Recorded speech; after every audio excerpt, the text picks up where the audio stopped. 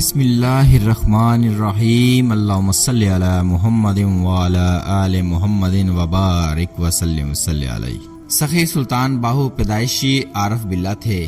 اوائل عمری میں ہی آپ واردات غیبی اور فتوحات لاریبی میں مستغرق رہتے آپ نے ابتدائی باطنی و روحانی تربیت اپنی والدہ ماجدہ سے حاصل کی۔ آپ کی پیشانی نور حق سے اس قدر منور تھی کہ اگر کوئی کافر آپ کے مبارک چہرے پر نظر ڈالتا تو فوراً کلمہ پڑھ کر مسلمان ہو جاتا۔ بغداد شہر دی کی یہ نشانی، اچیاں لمیاں چیراں ہو، تن من میرا پرزے پرزے جی میں درزی دیاں لیراں ہو، انہاں لیراں دی میں کفنی پا کے رلساں سنگ فقیراں ہو، بغداد شہر دے ٹکڑے منگساں کرساں میراں میراں ہو، پڑھ پڑھ حافظ کرن تکبر ملا کرن وڈیائیاں ہو، گلیاں دے وچ پھرن نمانے لال کتاباں چائی ہو، جتھے ویکھن چنگا چوکھا اوتھے پڑھن کلام سوائی ہو، دوہیں جہانی مٹھے باہو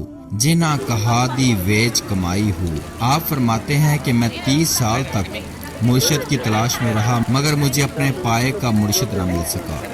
یہ اس لیے کہ آپ فقر کے اس اعلیٰ ترین مقام پر فائز تھے جہاں دوسروں کی رسائی بہت مشکل ہوتی ہے۔ چنانچہ آپ اپنا ایک کشف اپنی کتاب میں بیان فرماتے ہیں کہ ایک دن آپ دیدار الہی میں مستغرق شور کوٹ کے نواح میں گھوم رہے تھے کہ اچانک ایک صاحب نور صاحب حشمت سوار نمودار ہوئے جنہوں نے اپنائیت سے آپ کو اپنے قریب کیا اور آگاہ کیا کہ میں علی رضی اللہ تعالیٰ ابن طالب رضی اللہ تعالیٰ عنہ ہوں، اور پھر فرمایا کہ آج تم رسول اللہ صلی اللہ علیہ وآلہ وسلم کے دربار میں طلب کیے گئے ہو۔ پھر ایک لمحے میں آپ نے خود کو آقا پاک صلی اللہ علیہ وآلہ وسلم کی بارگاہ میں پایا۔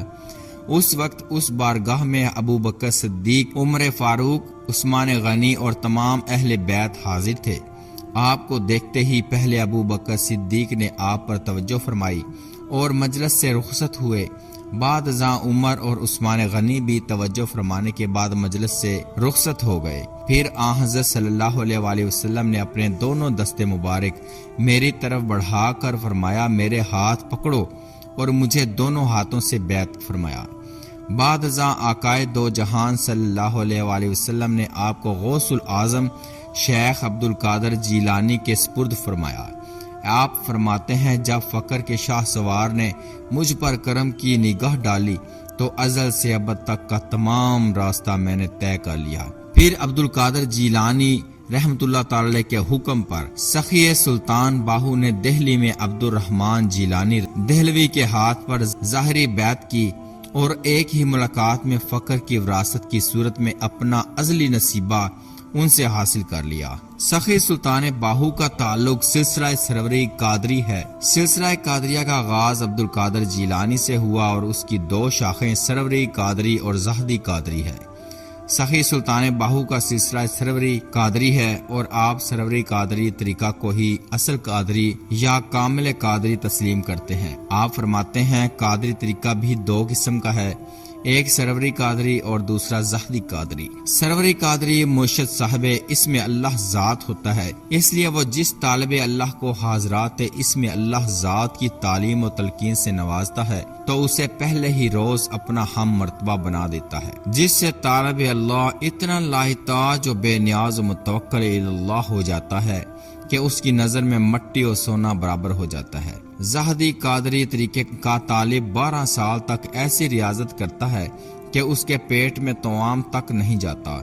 12 سال کی ریاضت کے بعد شیخ عبد القادر جیلانی اس کی دستگیری فرماتے ہیں اور اسے سالک مجذوب یا مذوب سالک بنا دیتے ہیں۔ اس کے مقابلے میں سروری قادری کا مرتبہ محبوبیت کا مرتبہ ہے۔ آپ سروری قادری مرشد کا مرتبہ یوں بیان فرماتے ہیں، سروری قادری کی ابتدا کیا ہے؟ قادری کامل نظر سے یا تصور اسم اللہ ذات سے یا ضرب کلمہ طیبہ سے یا باطنی توجہ سے طالب اللہ کو معرفت الہی کے نور میں غرق کر کے مجلس محمدی صلی اللہ علیہ وآلہ وسلم کی حضوری میں پہنچا دیتا ہے۔ کہ طریقہ قادری میں یہ پہلے ہی روز کا سبق ہے۔ جو مرشد اس سبق کو نہیں جانتا اور طالبوں کو مجلس محمدی صلی اللہ علیہ وسلم کی حضوری میں نہیں پہنچاتا، وہ قادری کامل ہرگز نہیں۔ سلطان العارفین سخی سلطان باہو اسی اعلیٰ ترین پائے کے مرشد کامل اکمل ہیں۔ آپ فرماتے ہیں، ہر وہ شخص جو حق تعالیٰ کا طالب ہے، میں اس کے لیے حاضر ہوں، میں اسے ابتدا سے انتہا تک فوراً پہنچا دیتا ہوں۔ اے طالب آ، اے طالب آ، اے طالب آ، تاکہ میں تجھے پہلے ہی دن اللہ تعالیٰ تک پہنچا دوں۔ فقر میں سخی سلطان باہو کا مقام و مرتبہ ہر کسی کے وہم و گمان سے بالا تر ہے۔ آپ سلطان الفقر پنجم کے مرتبہ پر فائز ہیں۔ آپ کو وہ خاص روحانی قوت حاصل ہے کہ آپ قبر میں بھی زندوں کی طرح تصرف فرماتے ہیں۔ آپ فرماتے ہیں، جب سے لطف ازلی کے باعث حقیقت حق کی عین نوازش سے سر بلندی حاصل ہوئی ہے اور حضور فائز النور نبی اکرم صلی اللہ علیہ وسلم سے تمام خلقت، کیا مسلم کیا کافر، کیا با نصیب کیا بے نصیب، کیا زندہ کیا مردہ، سب کو ہدایت کا حکم ملا ہے۔ آپ صلی اللہ علیہ وسلم نے اپنی زبان گہر فشاں سے مجھے مصطفیٰ ثانی و مجتبی آخر زمانی فرمایا ہے۔